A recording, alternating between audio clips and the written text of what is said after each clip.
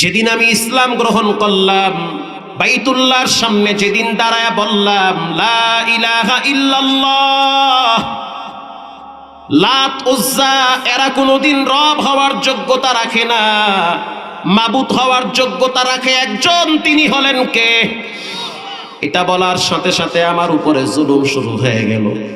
দূর থেকে কয়েকজন যুবক আমার উপরে পাথর মারা শুরু করেছে। এক একটা পাথর আইসা আমার পিঠের উপরে আঘাত এনেছে। আঘাত করতে করতে আমাকে মাটিতে শোয়ায় ফেলাইছে। আমি এরপরও জিহ্বা লড়াইয়া চিৎকার মাইরা বলছি লা মা'বুদা ইল্লাল্লাহ, আমার ইবাদতের যোগ্য রব একজন, তিনি হলেন আল্লাহ। এটা বলার সাথে সাথে খাব্বাব আমার উপরে এলো পাতারি এক একটা আঘাত শুরু হয়ে গেছে। আপনি আমার পিঠের দিকে তাকায় দেখেন, হযরত ওমর তাকায় দেখলো পিঠের ভিতরে কালো কালো দাগ হয়ে গেছে।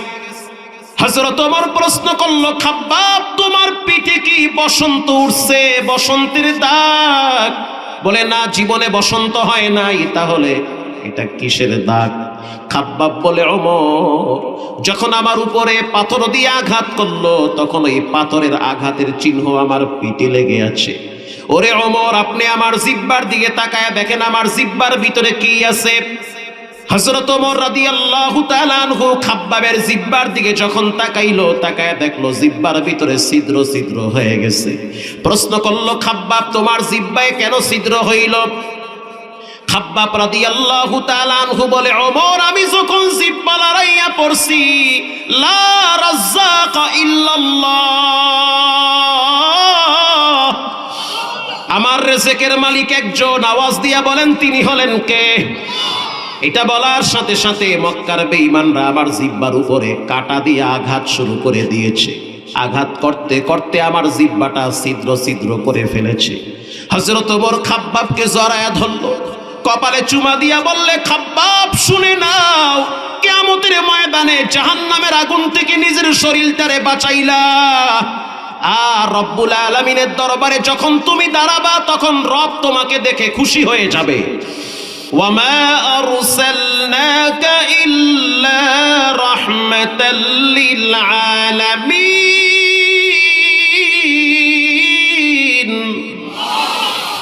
जहाँ तक है रबूबियत खुदा का, वहाँ तक है नबूवत मुस्तफा का। रबूबियत खुदा की है जहाँ तक, नबूवत मुस्तफा की है वहाँ तक। আপনি দোয়া করলেও দুরূদ শরীফ না পড়া দোয়া করলে দোয়া কবুল হয় না। নবীর আদর্শ সুন্নাহ বাদ দিয়া যেই লাইনে ইবাদত করেন ইবাদত কবুল হবে না। নবীকে না চেনা পর্যন্ত আল্লাহকে চিনতে পারবেন না। জান্নাতে যেতে হলে রাসূলের আদর্শ নিয়েই যেতে হবে। অনেক জায়গায় অনেক মানুষ নবীর সুন্নাহ বুঝে না, সালামটাও পারে না, কয় সালাম আলাইকুম, কথা কন না কা পারে না। এসএসসি কমপ্লিট করছে, ইন্টার কমপ্লিট করছে, বাপে বিড়ি টানে পোলার সামনে, পোলায় 2 দিন পরে বাপের সামনে গাঁজা টানে। মেয়েটা সকালবেলা স্কুলে যায়, কলেজে যায়, ভার্সিটিতে যায়, একদিন না গেলে মা বাবা ধমক দেয়, অথচ মেয়েটা ফজর পড়লো না, মা বাবা একদিনও ধমক দেয় না, রাগও করে। এই ছেলে মেয়ে নিয়ে গর্ব করেন, দেখবেন আপনি খালি মরেন না চান্দু, খেলা কেমনে জমে। লাশ কবরে রাখবে, রাখার আগেই দেখবেন ছেলে মেয়েরা আপনার সম্পদ নিয়ে মারামারি কারাকারি করবে, করতেছে, অলরেডি শুরু হয়ে গেছে খেলা। প্রিয় ভাইয়েরা আমার, দ্বিতীয় ফেরেশতা বলল, কেমনে জাদু করলো? বলে নবীর চুল মোবারক নিয়ে জাদু করছে। কে চুল নিল? বলে একজন ইহুদি নারী চুল গোপনে নিয়া চুলের ভিতরে 11টা গিট লাগাইছে। সকালবেলা নবীজি হযরত আলীকে ডাক দিল, আলী যাও কূপের কিনারায়, কূপের ভিতরে পাথরের নিচে আমার চুল আছে। হযরত আলী চলে গেল কূপের কিনারায়। এজন্য সাবধান, আপনারে গুলি কইরা মারবে না, কিন্তু সিস্টেমে আপনার পরিবারকে শেষ করে দিবে। এটা পৃথিবীর কোনো ডাক্তার দ্বারা চিকিৎসা হবে না। চিকিৎসা নিতে হলে কোরআনের কাছে আসতে হবে। ঠিক না বেঠিক? হযরত আলী রাদিয়াল্লাহু তাআলা আনহু কূপের কিনারায় গেল, তাকায়া দেখলো কূপের ভিতরে বাতি জ্বলতেছে। কিসের বাতি? বলে এটা রাহমাতুল লিল আলামিনের চুল মোবারকের নূর চমকাইতেছে। হযরত আলী কূপের ভিতরে নামলো, ঘ্রাণ পাইতেছে। কিসের ঘ্রাণ? বলে এটা হলো রাহমাতুল লিল আলামিনের চুল মোবারকের ঘ্রাণ। পৃথিবীর মানুষ ঘামাইলে গন্ধ আসে, বিশ্বনবী যখন ঘামায় তখন শরীর মোবারক থেকে মিশকের ঘ্রাণ বের হয়। পৃথিবীর মানুষ রাস্তা দিয়ে হাঁটলে সূর্যের পাওয়ার বেড়ে যায়। আল্লাহর হাবিব যখন রাস্তা দিয়ে হাঁটে তখন মেঘের খণ্ড আইসা রোদের ভিতরে ছায়া দেয়। জান্নাতের প্রত্যেকটা গেটে গেটে নবীর নাম লেখা আছে। জান্নাতের এমন একটা গাছ নাই যেই গাছের পাতায় বিশ্ব নবীর নাম নাই। খাসায়াসুল কুবরা খোলেন জালালউদ্দিন সুয়ুতি রাহিমাহুল্লাহ লেখেন, পৃথিবীর মানুষ কয়দিন বাঁচবা? যে ব্যক্তি জীবদ্দশায় নবীকে চিনল না তার মতো হতভাগা কপাল পোড়া কেউ নাই। অথচ তোমার জন্য দোকানে কাপড়ের কাপন চলে আসছে। তোমার লাশ যখন কবরে রাখবে তখন বলা হবে বিসমিল্লাহি ওয়া আলা মিল্লাতি রাসূলিল্লাহ। তখনও রসুল আছে না নাই? লাশ কবরে রাখার পর মাথার মুষ্টি খুইলা চেহারাটারে কেবলার দিকে ফিরাইয়া রাখবে। এতদিন রাম বামদের দালালি করেছেন, কেবলার দিকে চেহারা ফিরানোর সময় পান নাই। মরার পরে কেবলার দিকে ফিরাইয়া কোনো লাভ নাই। আছে? লাভ নাই। আগেই চেহারা কেবলার দিকে ফিরান। কবরে লাশ রাখার পরে প্রশ্ন করা হয় মান রব্বুকা, তোমার রবের নাম কি? বলেন রব কে?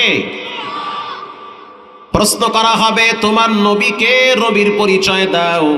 তোমার রাহমাতুল লিল আলামিনকে পরিচয় দাও। তোমার নেতাকে, নেতার পরিচয় দাও। 3 নম্বরে প্রশ্ন করা হবে তোমার দিন কি, তোমার ধর্ম কি? আমার ধর্ম, আপনার ধর্ম একমাত্র সত্যের বাড়ি, সত্যের বাতাস, সেই ধর্মের নাম হলো ইসলাম। ঠিক না বেঠিক? শিখতে হবে, জানতে হবে। কবরে যেমন প্রশ্ন করা হবে মান রব্বুকা, রবের নাম কি? উত্তর আসবে রব্বি আল্লাহ, আমার রব একজন, যিনি সর্বময় ক্ষমতার মালিক। তিনি হলেন কে? প্র্যাকটিস ছাড়া কোনো জিনিসের সফলতা আসে না। আসে?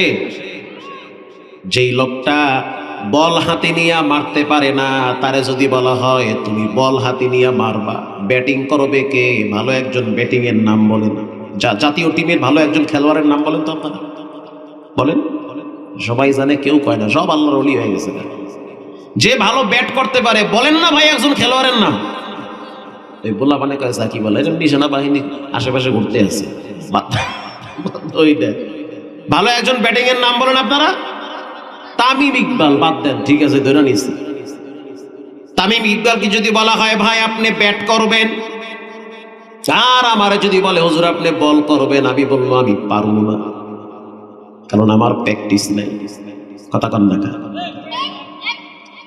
আবার যদি আমাকে বলা হয় ভাই আপনি ব্যাট করেন, বল করবে মুস্তাফিজ, মুস্তাফিজের নামটা কেন মনে আসে? সাতক্ষীরায় ওয়াজে গেছি, খুলনা অঞ্চলে এর বাবার লাগে এক স্টেজে দেখা, আমি মুস্তাফিজের বাবা মার হাবা চান কবল আপনার দিই আউরা দৌড়া মারে খালি দিই পোলায় আপনার। মুস্তাফিজকে যদি বলা হয় বল করো, আমারে যদি বলা হয় ব্যাট করো, আমি পারুম না। ওই হাত দেখলেই তো, বল দেখলেই তো আমি জোতা দিয়ে দৌড় মারব। সুবহানাল্লাহ, এই শীতের মধ্যে ওই যদি মাথায় পড়ে অত আউযুবিল্লাহ ছাড়া ইন্না নিল্লাহ। ঠিক না ভাই? ঠিক। প্র্যাকটিস নেই। আবার যদি ভালো যে ব্যাট করতে পারে তাকে যদি বলা হয় ভাই আপনি পারবেন, কোন কি হুজুর চোখ বন্ধ করে মারমু দেখবেন ইন্ডিয়া গেছে গা। ঠিক না ভাই? ঠিক। প্র্যাকটিস আছে। এবার আমি যদি বলি মুস্তাফিজ তুমি আগামী শুক্রবার, আমি যেখানে জুমা পড়াই মতিঝিল ঢাকার প্রাণ কেন্দ্র, জুমার দিন প্রায় 9 থেকে 10 হাজার মুসল্লি হয়, আগামী শুক্রবার তুমি জুমার খুতবাটা দিয়া দিবা। বলবে হুজুর মাফ চাই, দোয়াও চাই, এটি আমি পারুম না। ঠিক না ভাই? ঠিক। কেন পারবা না? বলে আমার প্র্যাকটিস নাই। চর্চা নাই। আবার আপনাকে যদি বলা হয় ভাই আপনি মহল্লার মসজিদে রমজান মাসে তারাবি পড়ানোর জন্য রেডি হন, আপনি বইলা ফেলাইবেন আমি দেইখা পড়তে পারি মাগার মুখস্থ পারি না। দেইখা পড়তে গেলেও তো মাঝে মাঝে দাঁত দত ছুইটা যায়, ঠিক না বে ঠিক? আউলা চাউলা হয়ে জায়গা পারুম না এডি। তারপরও যদি বলা হয় ভাই আগামীকাল ফজরের নামাজটা মহল্লার মসজিদে পড়াবে, পিছনে 5-7 জন হাফেজ দাঁড়ায় থাকবে, আমনে ফজর হওয়ার আগে আর এক জায়গায় যাইবেন কেন? প্রিয় ভাইরা আবার কেন পারবেন না? প্র্যাকটিস নাই, চর্চা নাই, যার কারণে আপনি পারবেন না। আবার যদি আমি বলি হাফেজ সালেহ আহমদ তাকরিমকে, ও সন্তান রমজান মাসে তুমি দিনাজপুর নিউ টাউন মাদ্রাসায় খতমে তারাবি পড়াবা, পারবানি? সে বলবে হুজুর বলেন কি, দিনাজপুর কেন আমারে নিয়ে আসেন? জাতীয় মসজিদ বাইতুল মুকাররমে যদি দাঁড় করায় দেন দেখায় দিবে তাকরিম কেমন মানের হাফেজ। কথা কন না কেন? 72টা রাষ্ট্রকে পিছনে ফেলাইয়া কোরআন প্রতিযোগিতায় আমি প্রথম স্থান দখল করছি। যদি আপনি আমাকে বাইতুল্লাহ দাঁড় করায় দেন তারপরেও দেখবেন তাকরিমের তেলাওয়াতের মান কত। তার মানে বোঝা গেল তার প্র্যাকটিস আছে, তোমার আমার প্র্যাকটিস নাই। যখন একটা লাশ কবরে রাখা হয় তখন প্রশ্ন করা হবে মান রব্বুকা, বলো বাবাজি তোমার রবের নাম কি? আপনি তো সহজে বলতে পারবেন না রব্বি আল্লাহ, আমার রব আল্লাহ। প্র্যাকটিস আগেই করা লাগবে। প্র্যাকটিসের জায়গা, খেলোয়াড়ের তো প্র্যাকটিসের জায়গা আছে না? আছে তো। প্রত্যেকটা জিনিসের প্র্যাকটিসের নির্দিষ্ট কিছু জায়গা আছে। হে যুবক, রব নামের আওয়াজের প্র্যাকটিসের জায়গা হলো মসজিদ আর নামাজ। রব শব্দ বেশি উচ্চারণ করা হয় নামাজের মাধ্যমে। আসতে বলেন ঠিক না বে ঠিক? যখন একটা মানুষ নামাজে দাঁড়ায় আলহামদুলিল্লাহি রাব্বিল আলামিন আওয়াজ দিয়া বলেন রব আছে না নাই? রাব্বিল আলামিন।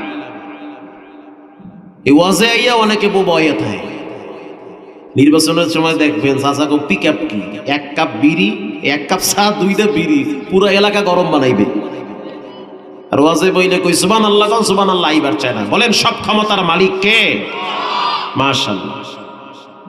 প্রিয় ভাইরা আমার, যখন একটা মানুষ সূরা কালাম শেষ কইরা রুকুতে যায় তখন একটা দোয়া পড়া হয় সুবহানা রাব্বিয়াল আযীম। বলেন রব আছে না নাই? এরপরে যখন আবার সোজা হইয়া দাঁড়ায়, দাঁড়াবার পর পড়া হয় রব্বানা লাকাল হামদ। বলেন রব আছে না নাই? এরপরে যখন নিজের অস্তিত্ব, আমিত্ব, অহমিকা বিলীন করে দিয়ে সবচেয়ে দামি সম্পদ নাক আর কপালটারে রবের কুদরতি কদমে ঠেকায়া দেয়, তখন মুখ থেকে আওয়াজ বের হয় সুবহানা রাব্বিয়াল আ'লা। বলেন এখানেও রব আছে না নাই? এখানেও রব। নামাজ শেষ হওয়ার পর আপনার মনে চায় একটু দোয়া করি, অসুবিধা আছে? করতে থাকে না। দোয়া কি করবেন সেটাও রব শিখায়া দিছে। কারণ রব ভালো করে জানে বান্দা কবরে যাওয়ার পরে রব সম্পর্কে প্রশ্ন হবে। যখন মানুষ হাত তুলে তখন পরে রব্বানা যালামনা আনফুসানা ওয়া ইল্লাম তাগফির লানা ওয়া তারহামনা লানাকুনান্না মিনাল খাসিরিন। বলেন রব আছে না নাই? এখানেও রব। এরপরে আপনার মনে চায় মায়ের জন্য দোয়া করবেন, বাবার জন্য দোয়া করবেন। 20 বছর আগে মায়েরে কবরে রাখছেন, 30 বছর আগে মায়েরে কবরে রাখছেন। নামাজ পড়ার পরে মনটা নরম হয়ে গেছে, মায়ের কথাটা হঠাৎ মনে পড়ে গেছে। আল্লাহ দোয়া শিখাইয়া দেয়, ও বান্দা জিব্বা লড়াইয়া পড়ো রব্বির হামহুমা কামা রব্বায়ানি সগীরা। ভাইরা আওয়াজ দিয়া পড়েন রব শব্দ আছে না নাই? এখানেও রব। প্র্যাকটিস ছাড়া, চর্চা ছাড়া কোনো জিনিসের অর্জন হয় না। বর্তমান সময়ে মানুষ তো নামাজ পড়ে, কিন্তু বেশিরভাগ মানুষের নামাজ ঠিক মতো হয় না। অনেক মুরব্বী দেখছি নামাজে হাত বাইদা ঘড়ির দিকে তাকায় থাকে। অনেকে আছে 3 ঘন্টা চায়ের দোকানে ধৈর্যের সহিত বসে থাকতে পারে, মসজিদে গেলে 10 মিনিট দেরি হইলেই মাজা ব্যথা হয়ে যায়, মেজাজ গরম হয়ে যায়। আবার জুমার দিন দেখবেন কিছু মুসল্লি ধৈর্যের সহিত জুমা আদায় করে। যেই মসজিদে তবারুক নাই সেই মসজিদের মুসল্লিরা সুন্নত পড়ে না। যদি দেখে তবারুক আছে দেখবেন সুন্নত পড়ে, নফলও পড়ে, আবার মিষ্টি আর জিলাপি নিয়ে মারামারিও করে। এজন্য সাবধান, নামাজ পড়তে হবে একজনকে রাজি খুশির জন্য। তিনি হলেন কে? ভূমিকম্পে ধাক্কা মারলে মানুষ মসজিদে দৌড় মারে। বিমান যখন চলে হালকা যদি বেকা হয়ে যায়, বিমানের ভিতরেই পশ্চিম খুঁজে। লঞ্চের ভিতরে টাস খেলায়, লুডো খেলায়, ক্যারাম বোর্ড খেলায়। কই নামাজে আসেন? কয় না, যার নামাজ হেদারে। ঠিক কথাই কইছে, যার ফিরে হেদারে। যখন রাত 3টার সময় দেখি চাঁদপুর মোহনায় তুফানের বাড়িতে লঞ্চ একবার ডাইনে যায় আবার বামে যায়, তখন দেখি টাস খেলেন না পাটি উপরে গিয়া কয়, হুজুর পশ্চিম কোন দিকে? কথা কর না কা? তার মানে মরার ডর না হেদারে আইছে। এই যে কয়েকদিন আগে শুক্রবারে ঢাকা শহরে ভূমিকম্পে ধাক্কা মারছে, বিশ্বাস করেন বাংলাদেশের ইতিহাসে এই 2-1 বছরের ভিতরে এই শুক্রবারে যেই পরিমাণ মুসল্লি হয়েছে, এত মুসল্লি অন্য জুমার দিন হয় নাই। যেই লোকটা নামাজ পড়ে না, হেও মসজিদের কোনায় গিয়া কয়, মালিক তুমি ছাড়া আমার কেউ নাই। বিপদ যখন কাইটা যায় তখন বলে, মালিক তোমার লাগে একটু মজা করছি। ঠিক না বে ঠিক? আমগো বাড়ি কুয়াকাটা সাগরের কিনারায়, একেবারে সমুদ্রের পারে। ঢাকার থেকে 2 বন্ধু বেড়াইতে গেছে নানি বাড়িতে। এরা ঢাকায় থাকে ফার্ম। গ্রামে গিয়ে মনে করছে চমৎকার নদী, নদী পার হইয়া ওপার গেলে একটু বিনোদন করা যাবে। নদীর পানি ছিল ঠান্ডা, স্রোত তেমন ছিল না। বিশাল এক নদী, পার হইতে লাগে আধা ঘন্টা নৌকা নিয়া। 2 বন্ধু পরামর্শ করলো, এখন বাজে 3টা, নৌকা একটা ভাড়ালো। তা আমরা 2 জনে কেমনে নিমু? লগে আরেকজন আরেক বন্ধু গ্রামে আসছে বেড়াইতে, হেরাও ফোন দিছে, তুইও আয়। 3 জনে মিল্লা নৌকা ভাড়া কইরা ওপার যাব ঘুরতে। আমার ভাষা বুঝেন? মাশাআল্লাহ। এবার 3 বন্ধু নৌকা ভাড়া নিয়ে যাইতে আছে নদীর মাঝখান দিয়া। কিছু দূর যাওয়ার পরে বুঝতে পারলো স্রোত শুরু হয়ে গেছে। এতক্ষণ স্থির ছিল পানি, এখন নদীর পানি ডাইন থেকে বামে যাইতেছে। কথা কি বুঝেন? মাশাআল্লাহ। কিন্তু এখন সামনে আগের মতো আর নৌকা যায় না। স্রোত বাড়লে কি নৌকা সামনে বেশি আগায়? নৌকা যাবে বরাবর, কিন্তু স্রোতের তাপ এত বেশি, নৌকা এখন যায় সাগরের দিকে। বলেন মরার ডর বাড়ছে না কমছে? এত দাঁড় বায় তাও নদীর মাঝখান পার হইতে পারে না। এদিকে মোবাইলের দিকে তাকায় দেখলো নেটওয়ার্ক হ্যাং হয়ে গেছে।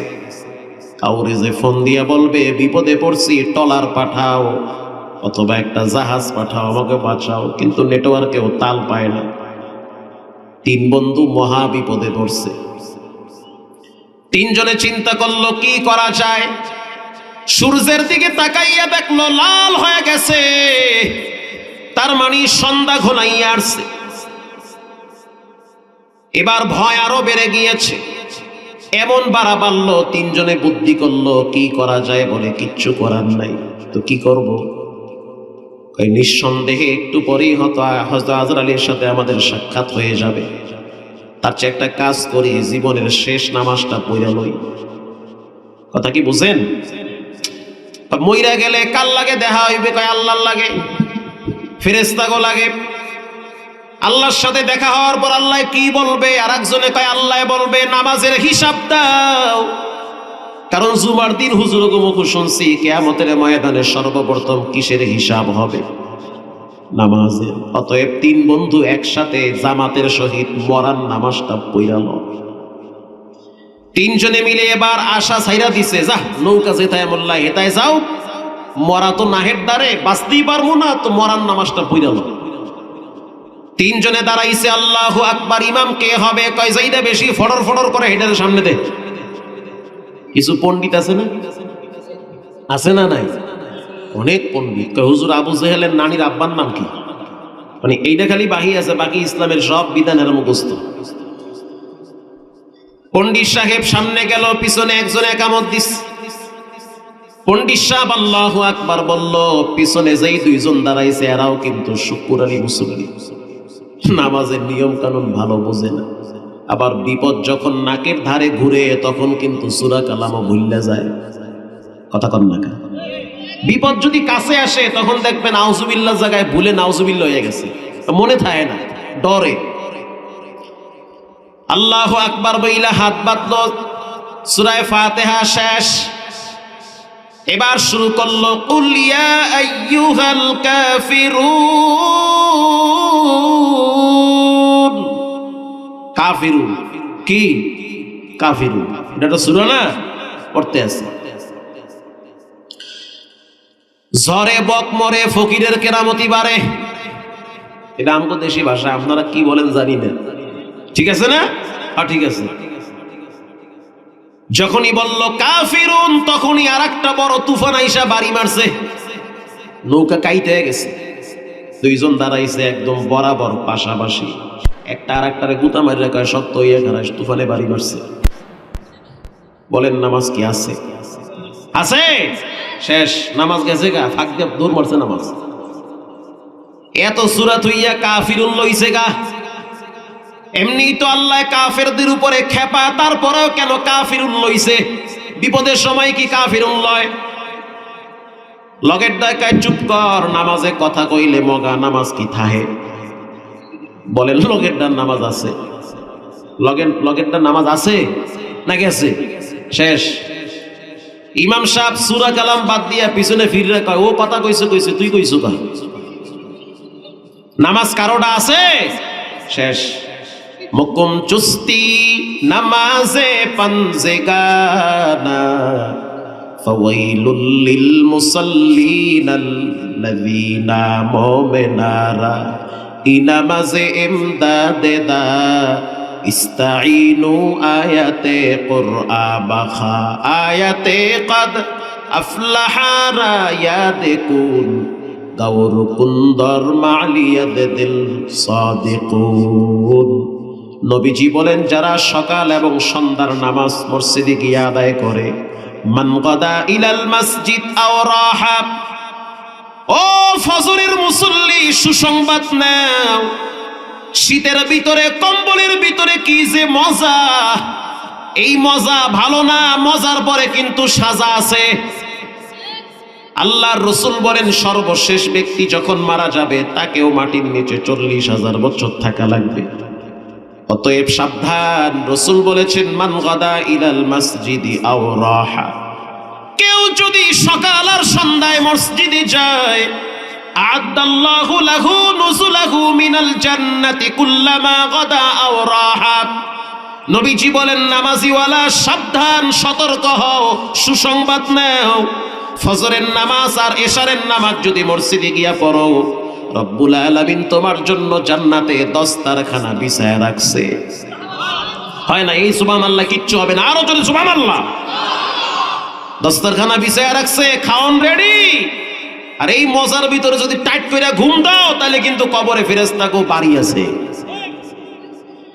ভোলা একটা আজব শহর, ভোলায় যদি যান গিয়া দেখবেন ফজরের টাইমে দ্বিতীয় তৃতীয় চতুর্থ কাতারে বাচ্চারা দাঁড়ায় থাকে শীতের ভিতরে। বাচ্চারাও ঘরে ঘুমায় না, মসজিদে হাজিরা দেয়। ভোলায় যদি আপনি কোনোদিন যান দেখবেন আযানের পর পরই প্রথম দ্বিতীয় কাতার যুবকদের দখলে থাকে। মারহাবা, টনটনা যুবক দেখি ফজরের টাইম ইমামের পিছনে খাড়ায় রইছে, ওর শীত আর কম্বল আর বিদেশি দামি চাদর সব ফালায়া রবের কুদরতি কদমে সেজদায় লুটিয়ে পড়ে। ইমামরে প্রশ্ন করলাম, হুজুর কেমনে এই বাজার মিলাইছেন, এই পরিবেশ কেমনে কায়েম হয়ে গেল?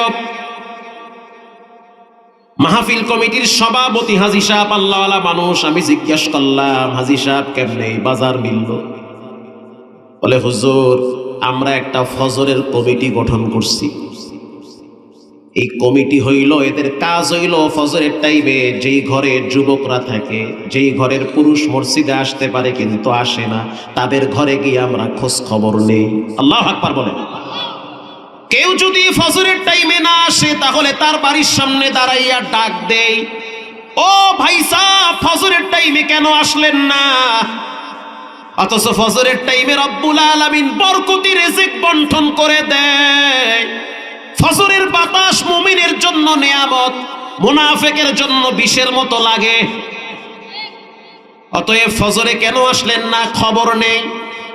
যারা ফজরের টাইমে ঘুমানোর চিন্তা করে তারাও মনে করে যে একটু পরে তো দলবল নিয়ে বাড়ির সামনে আসবে, লজ্জায় ফজরে আসতে বাধ্য হয়। ঘটনাক্রমে একদিন পাশের মহল্লার এক যুবক, ছোট্ট একটা বাচ্চা আছে, একটাই বাচ্চা, ফজরের টাইমে মসজিদে আসে না। চিন্তা করছে যে শীত আর যে কুয়াশা, ওরে আল্লাহ, বাইরে নামলে মনে হয় হাত কাটতে যায়।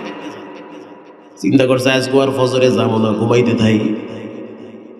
ইমাম সাহেব সালাম ফিরায় তাকায় দেখে যেটারে পিছনে দেখতাম এটা দেখি নাই। যুবকদেরকে বলল, দেখো আব্দুল আলিমের খবর কি? তা হুজুর আজকে কোনো কথা নাই, বাটাম দেওয়া লাগবে। ফজরে কেন আইলো না? আল্লাহু আকবার বলেন। এটা মহব্বত, ভালোবাসা, একমাত্র আল্লাহর জন্য এই ভালোবাসা।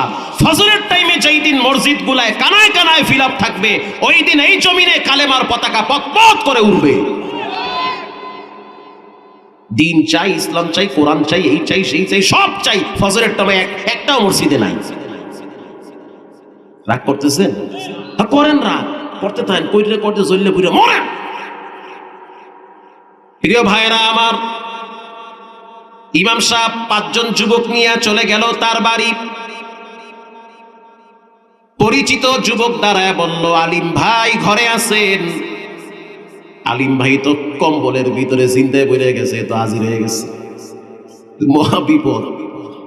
আলিম ভাই বাইরেতেও পারে না, থাকতেও পারে না, চোখ টোক ধোয় নাই, সোহে কেতন লাগা, মুখ দিয়ে গন্ধ আয়, ফজর করে নাই, মরার মতো ঘুমায়।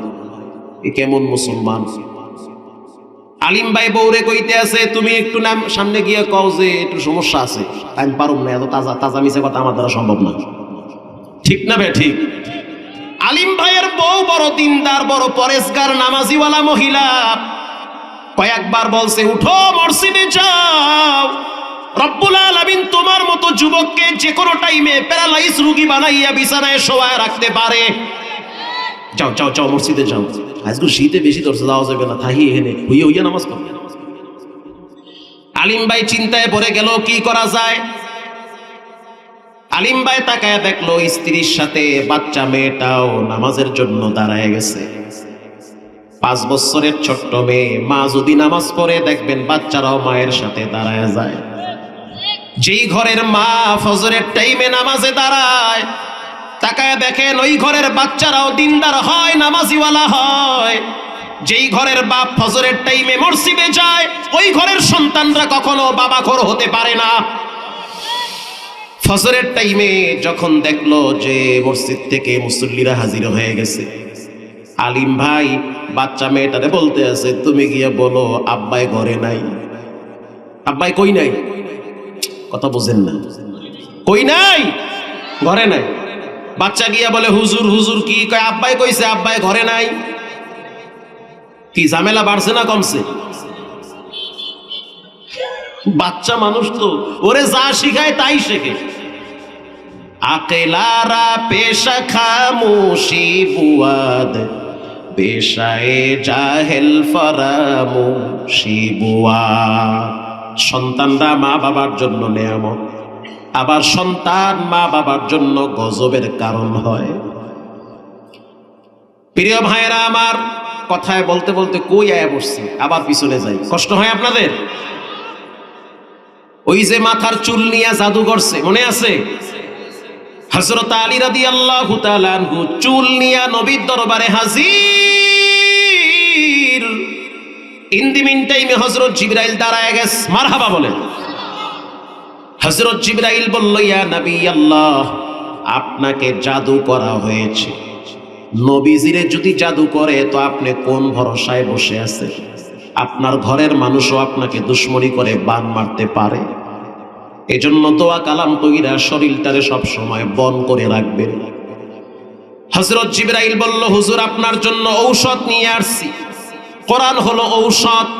আল্লাহ নিজে বলেন, وَنُنَزِّلُ مِنَ الْقُرْآنِ مَا هُوَ شِفَاءٌ وَرَحْمَةٌ لِّلْمُؤْمِنِينَ।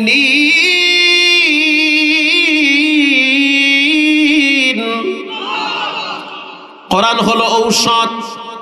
হযরত জিবরাইল বলল, দুইটা সূরা নিয়ে আসছি, দুইটা সূরার ভিতরে 11টা আয়াত আছে। হুজুর তাকায়া দেখেন আপনার চুলের ভিতরে কয়টা গিট মারা আছে, কয় 11টা। একটা আয়াত পড়েন, কুল আউযু বিরাব্বিল ফালাক, পড়তে থাকেন দেখবেন গিট খুলে গেছে। আবার একটা পড়েন, আবার দেখবেন গিট খুলবে। 11টা আয়াত তেলাওয়াত করেন, দেখবেন একটা একটা গিট খুইলা যাবে। আপনার উম্মতদেরকে জানাইয়া দেন, তারা যদি সূরা নাস ফালাক প্রতিদিন তেলাওয়াত করে, জাদু ব্ল্যাক ম্যাজিক আর হিংসুকের আক্রমণ থেকে আল্লাহ হিফাজত করবে। এরকম একটি দামি সূরা, সূরার নাম হলো সূরা নিসা। এই সূরা নিসার ভিতরে রব্বুল আলামিন বলেন, ওয়া'বুদুল্লাহ, আল্লাহর ইবাদত করো, ওয়াবিল ওয়ালিদাইনি ইহসানা, আল্লাহর ইবাদত করতে গিয়ে শিরিক করা যাবে না, মা বাবার সাথে বেয়াদবি করা যাবে না। আল্লাহু আকবার বলেন। অন্য এক হাদিসে আল্লাহর হাবিব মুআজ ইবনে জাবালের ঘাড়ে হাত দিয়া বলেন, ও মুআজ ইবনে জাবাল, আমি তোমাকে রাষ্ট্রীয় মেহমান হিসাবে পাঠাইয়া দিলাম, তুমি আজ থেকে গভর্নর হয়ে যাবা, যাও, কিন্তু তোমার সাথে আমার আর দেখা হবে না। তবে আমি তোমাকে 10টা নসিহত করতেছি, এর ভিতরে 3টা বড় নসিহত। 1 নম্বরে, লা তুশরিক বিল্লাহ, জীবনে কখনোই আল্লাহর সাথে শিরিক করবা না। সিজদা পাওয়ার উপযুক্ত একজন, তিনি হলেন কে? আকাশটা মেঘাচ্ছন্ন হইছে, বৃষ্টি হইতে পারে, বইল না যে বৃষ্টি হবে। দুধ খাওয়ার কারণে পেটে ট্রাবল দেখা দিয়েছে, বইল না যে দুধের কারণে পেট খারাপ হইছে, রব চাইছে হয়ে গেছে। অতএব জানতে চাই, সন্তান দেওয়া না দেওয়ার মালিক একজন, তিনি হলেন কে? মাজারওয়ালা, বাজারওয়ালা এরা সন্তান দিতে পারে না, সন্তান দেয় একজন, তিনি রাতেও দেয় দিনেও দেয়, তিনি হলেন কে?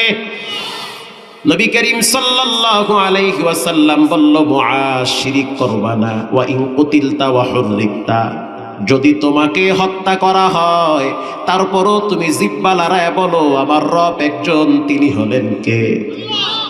যদি তোমাকে আগুনে পুরানো হয় তারপরেও তুমি বলো তোমার স্রষ্টা একজন, তিনি হলেন কে?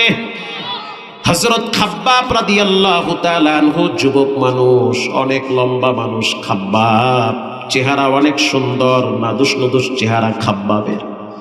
খাব্বাব রাদিয়াল্লাহু তাআলা আনহু বংশীয় সন্তান, মক্কা থেকে হিজরত করে মদিনায় গেছে। হযরত ওমরের সাথে একদিন দেখা হয়ে গেল। হযরত ওমর বলল, খাব্বাব, মানুষ তো নিজের জন্য অনেক কষ্ট করে, তুমি তোমার রবের জন্য কি কষ্ট করেছো? আবার বলি, মানুষ তো নিজের জন্য অনেক কষ্ট করে, বলো তুমি তোমার রবের জন্য কি কষ্ট করেছো? ও খাব্বাব, তুমি দ্বীনের জন্য, ইসলামের জন্য কতটুকু কষ্ট করলা? খাব্বাব রাদিয়াল্লাহু তাআলা আনহু বলে, আমিরুল মুমিনিন, আমি বলবো না একটু দেখায়া দিব? আল্লাহু আকবার বলেন। কি দেখাইতে চাও? বলে, আমি তো যুবক মানুষ, 1 লক্ষ মানুষ যদি রাস্তা দিয়ে হাঁটে, আমি খাব্বাব হাঁটলে দূর থেকে মানুষ বুঝতে পারে এত সুন্দর দেহ আল্লাহ আমাকে দান করেছে। শুধু তাই না, এই শরীরের ভিতরে যদি একটা মাছি কামড় দেয় সেটাও রক্ত দেখা যায়। আল্লাহু আকবার।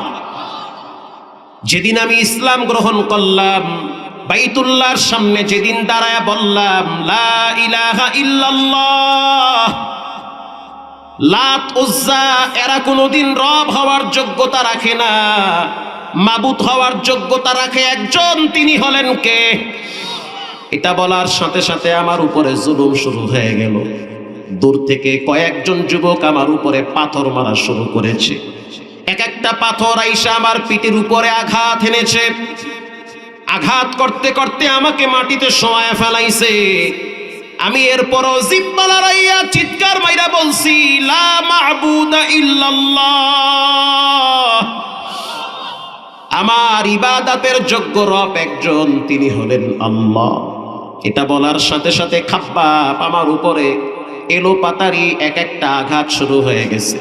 আপনি আমার পিঠের দিকে তাকায় দেখেন, হযরত ওমর তাকায় দেখলো পিঠের ভিতরে কালো কালো দাগ হয়ে গেছে। হযরত ওমর প্রশ্ন করলো, খাব্বাব তোমার পিঠে কি বসন্ত উঠছে, বসন্তের দাগ? বলে, না, জীবনে বসন্ত হয় নাই। তাহলে এটা কিসের দাগ? খাব্বাব বলে, ওমর যখন আমার উপরে পাথর দিয়ে আঘাত করলো তখন ওই পাথরের আঘাতের চিহ্ন আমার পিঠে লেগে আছে। ওরে ওমর, আপনি আমার জিহ্বার দিকে তাকায় দেখেন আমার জিহ্বার ভিতরে কি আছে। হযরত ওমর রাদিয়াল্লাহু তাআলা আনহু খাব্বাবের জিহ্বার দিকে যখন তাকাইলো, তাকায় দেখলো জিহ্বার ভিতরে ছিদ্র ছিদ্র হয়ে গেছে। প্রশ্ন করলো, খাব্বাব তোমার জিহ্বায় কেন ছিদ্র হইল? খাব্বাব রাদিয়াল্লাহু তাআলা আনহু বলে, ওমর আমি যখন জিহ্বা লড়াইয়া পড়ছি, লা রাজ্জাকা ইল্লাল্লাহ,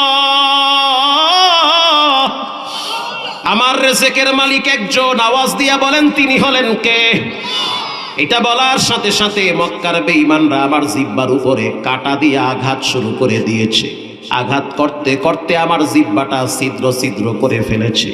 হযরত ওমর খাব্বাবকে জড়ায়া ধরলো, কপালে চুমা দিয়া বললে, খাব্বাব শুনে নাও, কিয়ামতের ময়দানে জাহান্নামের আগুন থেকে নিজের শরীরটারে বাঁচাইলা, আর রব্বুল আলামিনের দরবারে যখন তুমি দাঁড়াবা তখন রব তোমাকে দেখে খুশি হয়ে যাবে। প্রিয় ভাইরা আমার, রক্ত এবং জীবন দুনিয়ার মানুষের জন্য দেওয়া যাবে না, দিতে হবে একজনের জন্য। তিনি হলেন কে? আল্লাহর রাসূল বলেন, যদি তোমাকে হত্যা করা হয়, আগুনে পোড়া হয়, তারপরও তুমি বলবা আমার রব একজন, তিনি হলেন আল্লাহ। 2 নম্বরে, ওয়ালা তাউক্কান্না ওয়ালিদাইক। এবার কান খাড়া করে শুনেন, আপনাদের কষ্ট হচ্ছে নাকি? ওয়ালা তাউক্কান্না ওয়ালিদাইক, খবরদার খবরদার খবরদার। নবীজি একবার না বারবার বারবার বলেছে, আব্বা আম্মার সাথে নাফরমানি কইরো না, মা বাবার অধিকার ঠিকমতো আদায় করো, মা বাবার আনুগত্য করো। কারণ দুনিয়ার সূর্য দেখলা তুমি তোমার মা বাবার জন্য। মা বাবা এক অমূল্য সম্পদ, যার বেঁচে নাই সে বুঝে কি নিয়ামত হারাইছি, যার বেঁচে আছে সে বুঝবে না কত বড় নিয়ামত এখনো দুনিয়ায় জীবিত আছে। রাসূল বলল, মুআজ ইবনে জাবাল, ওয়ালা তাউক্কান্না ওয়ালিদাইক, মা বাবার সাথে চোখ রাঙ্গায়া কথা বলবা না। আল্লাহু আকবার বলেন। মা বাবার সামনে মাথায় ঝাঁকি দিয়া কথা বলবা না, বড় আওয়াজে কথা বইল না, শক্ত ভাষায় কথা বইল না তোমার মায়ের সামনে দাঁড়াইয়া। এমন একটা দিন ছিল যেই দিন তুমি হাঁটতে পারতা না, তোমার মা তোমার হাত ধইরা হাঁটাইতো। এমন একটা সময় ছিল যেদিন তোমার পকেটে টাকা ছিল না, তোমার মায়ের মুরগি বেচার টাকা তোমার পকেটে আসছে। এমন একটা সময় ছিল যখন তোমার কান্নার আওয়াজ তোমার মা ছাড়া কেউ শুনতো না। আল্লাহ বলেন, পৃথিবীর মানুষ, তুমি যখন তোমার মায়ের পেটে ছিলা তখন পা দিয়া লাথি মারছো, হাত দিয়া ঘুষা মারছো, মাথা দিয়া আঘাত করেছো, কষ্টের পর কষ্ট তোমার মা তোমার জন্য সহ্য করেছে। ঠিক না বেঠিক? আল্লাহ বলেন, খবরদার সেই মায়ের সাথে বেয়াদবি করবা না। রাসূল বলেন, মুআজ তুমি তো আজ থেকে গভর্নর হয়ে যাবা, প্রেসিডেন্ট হয়ে যাবা, মন্ত্রী হয়ে যাবা। খবরদার, যতদিন তোমার দেহে প্রাণ থাকবে কখনোই তুমি তোমার মায়ের সাথে নাফরমানি করবা না। মা ভক্ত সন্তান, খবরদার মায়ের সাথে নাফরমানি কইরেন না। আজ থেকে প্রায় 7-8 বছর আগের কথা, তখন আমি দক্ষিণ অঞ্চলে মাহফিল বেশি করতাম। সেতু পার হওয়ার পর একটা এলাকা আছে, নাম বললে সবাই চিনবেন, নাম বলবো না। সেই এলাকার ছোট্ট একটা মাহফিলে বয়ান করার জন্য গেলাম। 200-300 লোক হবে, খুব বড় একটা মাহফিল না, দোয়ার অনুষ্ঠান। মহল্লায় যাওয়ার পরে মাহফিলের 2 ঘন্টা আগে আমি স্থানে পৌঁছে গেছি। এলাকার ইমাম সাহেব, যুবকরা বলতে আছে, হুজুর জীবনে তো অনেক মানুষের কবর জিয়ারত করেছেন, আমাদের এই মসজিদের পাশে একটা কবর আছে, এই কবরটা 4 জন হাফেজের মায়ের কবর। চারটা সন্তান কোরআনের হাফেজ, তাদের মায়ের কবর অনেক আলেমরা দূর থেকে আইসা কবরের পাশে দাঁড়াইয়া জিয়ারত করে। আমি যুবকদেরকে নিয়ে কবরের কিনারায় দাঁড়াইলাম, মনে হইতেছে কে যেন কলিজার ভিতরে পাখা দিয়া বাতাস করতেছে। আল্লাহওয়ালা নেককার মানুষের কবরের পাশে দাঁড়াইলে আপনার অশান্ত দিলটা শান্ত হয়ে যাবে। নেককার আল্লাহওয়ালা দিনদার পরেশগারের কবরের পাশে মাঝে মাঝে দাঁড়াবেন, এটা দাঁড়ানো ভালো, দোয়া করবেন। লম্বা সময় দাঁড়ায়া জিয়ারত করলাম, সূরা ফাতিহা পড়লাম, ইখলাস পড়লাম, এরপরে ওদেরকে নিয়ে দোয়া করলাম। রুমে আসলাম, ইমাম সাহেব বলল, হুজুর এই মহিলাটার চারটা ছেলে ছিল, চারোটাই কোরআনের হাফেজ। জীবনে অনেক কষ্ট করেছে, ধৈর্য ধরেছে, রক্ত পানি করছে এই মহিলা। চারটা সন্তান দুনিয়াতে আসার পর তার স্বামী দুনিয়ার থেকে বিদায় হয়ে গেছে, সংগ্রামের জিন্দেগি শুরু হয়ে গেছে। এরকম অনেক নারী আছে নীরবে একা একা যুদ্ধ করে ফ্যামিলি ঠিক রাখার জন্য, কেউ দেখে না। দেখেন একজন, তিনি হলেন কে? যাদের ঘরে 2-3টা বাচ্চা রেখে বাবাই কবরে যায়, ওই ঘরের বিবি বুঝে সংসারটা ঠিক রাখা কত কঠিন। অন্ধকার কবরে স্বামী যাওয়ার আগে আগে ক্যান্সারে আক্রান্ত হয়ে গেছে, স্ত্রীর হাত ধইরা বলতে আছে, ও বিবি আমার, আমি এখন যেই সময়টা পার করতেছি মনে হয় প্রতিটা মুহূর্ত কবরের ভিতরে আমাকে রাখছে। ক্যান্সারের রোগী, অসহনীয় যন্ত্রণা শুরু হয়ে গেছে। দুনিয়ার লোভ লালসা, বেঁচে থাকার শক্তি আমি পুরোটাই হারায় ফেলাইছি। এলাকার মা বোনেরা, যুবক ভাইরা, মুরব্বী বাবারা দিলের কান লাগায় শোনেন, দুনিয়া কিছুই না, কিচ্ছু না। আজকে বেঁচে আছেন, কালকে নাও থাকতে পারেন। এই যে রংপুরে পরশুদিন দেখলাম মাওলানা রুহুল আমিন সাহেব একটা বাচ্চা কোলে নিয়ে দাঁড়ায় দাঁড়ায় কাঁদতেছে। ও মাওলানা, কার বাচ্চা? বলে এই বাচ্চার বাপ হুন্ডা অ্যাক্সিডেন্টে মইরা গেছে। ছোট্ট বাচ্চা বুঝে না যে আমার আব্বা নাই, যদি বুঝতো তাহলে চোখের পানি ঝরতো। ছোট্ট বাচ্চারাই খা বাপ কবরে গেছে, মা অসুস্থ হয়ে বিছানায় পইরা গেছে। মহল্লায় যত মানুষ জানাজা পড়ার জন্য আসছে, সবার চোখে পানি। কার হায়াত কখন ফুরিয়ে যায় জানে একজন, তিনি হলেন কে? মৃত্যুর সময় নাই, টাইম নাই, যে কোনো সময় আখিরাতের ভিসা চলে আসতে পারে।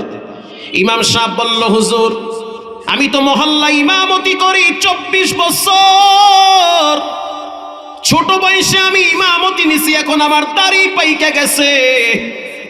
এই মহল্লার প্রত্যেকটা ঘরের খবর আমি জানি। মহল্লার ছোট বাচ্চা থেকে বৃদ্ধ পর্যন্ত আমাকে মহব্বত করে, ভালোবাসে। ইন্তেকালের আগে আগে এই মহিলাটা, স্বামী মহিলার হাত ধরে বলল, ও বিবি আমার, আমার এই 4টা সন্তান তোমার কাছে আমানত রাখলাম। আমি আখিরাতের যাত্রী হইতেছি, হয়তো আবার যাওয়ার সময় চলে আসছে। আমার এই 4টা সন্তানকে কোরআনের হাফেজ বানাবা। যদি এদের মেধা ভালো থাকে, যদি মেধাটা দুর্বল হয় তাহলে হাফেজ বানানোর দরকার নাই, আলেম বানায় দাও। কারণ হেফজ মুখস্থ করতে চমৎকার তীক্ষ্ণ মেধা লাগে। মেধা যদি ভালো না থাকে হেফজ মুখস্থ কইরা রাখতে পারে না। এরপরে স্বামী কবরে চলে গেল, সন্তান 4টাকে মাদ্রাসায় ভর্তি করলো। টাকা পয়সা যা ছিল আস্তে আস্তে শেষ হয়ে গেল। মহিলা রাত্রিবেলা, ভোর রাত্রে কলস ভইরা ভইরা ভইরা ভইরা চায়ের দোকানে পানি পৌঁছায়া দিত। আগে দেখতেন অনেক মহিলারা ফজরের টাইমে চায়ের দোকানে কলস ভইরা পানি দিত, 2 টাকা 1 টাকা দিত, বড় কষ্ট করে সংসার চালাইতো। যাদের ঘরে ঝড় তুফান আসে তারা বুঝে, পাশের বাড়ি বুঝে না। যেই ঘরে ছোটবেলায় কয়েকটা বাচ্চা রাইখা বাপ মইরা যায়, এতিম বুঝে দুনিয়াটা কত কঠিন। যার আব্বা দুনিয়ায় দীর্ঘ হায়াত পায় সে বুঝে না যে সংসারটা ঠিক রাখা কত কষ্ট। ইন্তেকাল করলো, কষ্টের জিন্দেগি শুরু হয়ে গেল। 4টা সন্তান আলেম বানাবার জন্য মাদ্রাসায় দিল, হাফেজ হয়ে গেল। তখন তো চিঠির আমল ছিল, চিঠি লেখলো মা মাদ্রাসার দিকে চট্টগ্রামে। চিঠি আবার পাঠাইছি ইমামের কাছে, ইমাম সাহেব আপনি চিঠি পৌঁছায় দেন আমার সন্তানের কাছে, আমি অসুস্থ, হয়তো আমি এই অসুস্থতার মধ্যে দুনিয়া থেকে বিদায় হয়ে যেতে পারি, আমার শরীর ভালো না, আমার মনটা চায় আমার এই 4টা কলিজার টুকরাকে আমি একটু চোখ দিয়ে দেখব। মা তো মা, মা যদি খারাপ হয় তারপরও তুমি জোরে বলবা সে আমার মা। মা যদি পতিতালয়ের বেশ্যাও হয় তারপরও তুমি মুখ বড় করে বলবা সে আমার মা। মা যদি ঝগড়াটি হয় তারপরেও তুমি বলবা সে আমার মা। তার পায়ের নিচে আমার রব আমার সুখ শান্তি আর জান্নাত রেখেছে। আমার দিলের প্রশান্তি, আমার কষ্ট দূর করার সবচেয়ে বড় মন্ত্র হলো আমার মা। প্রিয় ভাইরা আমার, 4টা সন্তান সংবাদ পাইল মা অসুস্থ হয়ে গেছে। দেখার জন্য মায়ের কাছে গেল, গিয়া দেখলো ঘরের ভিতরে চাটাইয়ের উপরে শুয়ে আছে মা।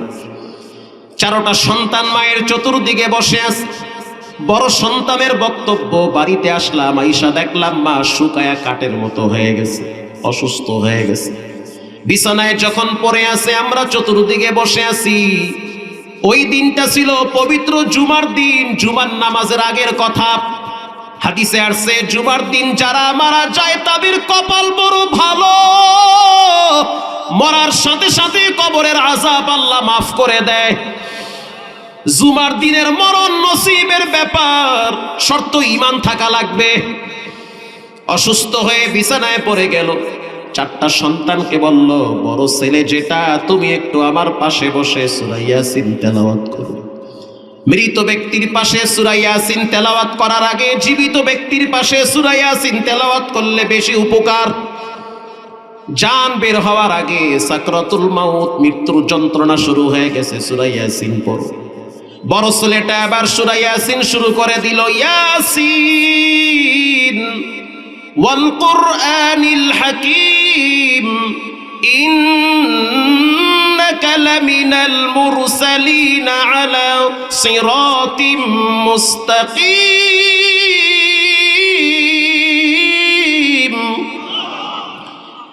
চমৎকার ভাবে যখন তেলাওয়াত করলো, মা বলল, বড় ছেলে থামো, আমি চাই মেজো ছেলেটা সূরা মুলুক তেলাওয়াত করুক। মেজো ছেলেটা এবার সূরা মুলুক তেলাওয়াত শুরু করে দিল। আল্লাহর রাসূল বলেন, যেই মানুষটা সূরা মুলুক তেলাওয়াত করে তার কবরের আযাব মাফ হয়ে যায়। মেজো ছেলে সূরা মুলুক তেলাওয়াত করে দিল, তাবারাকাল্লাযী বিয়াদিহিল মুলক ওয়া হুয়া আলা কুল্লি শাইইন কাদির। মেজো ছেলে তুমি এবার তেলাওয়াত করো সূরা দাহার। কেউ যদি সূরা দাহার তেলাওয়াত করে তার মৃত্যুর যন্ত্রণা লাঘব হয়, সহজ হয়ে যায়। মা এটা ছোট বই দিয়া পইরা বুঝতে পারছে, কারণ যেই মহিলা 4টা ছেলে পেটে রাখছে, ছেলে 4টা যদি হাফেজ হয় এ তো নরমাল কোনো বেহায়া মহিলা না। এবার ছোট ছেলেটা পায়ের কিনারায় বৈশা বৈশা চোখের পানি ছেড়ে কান্দে আর কয়, মা কিছুদিন আগে বাবারে হারাইছি, এখন তুমি দেখতেছি আবার কেমন যেন করো। মা বলতে আছে, ও সন্তান, কুল্লু নাফসিন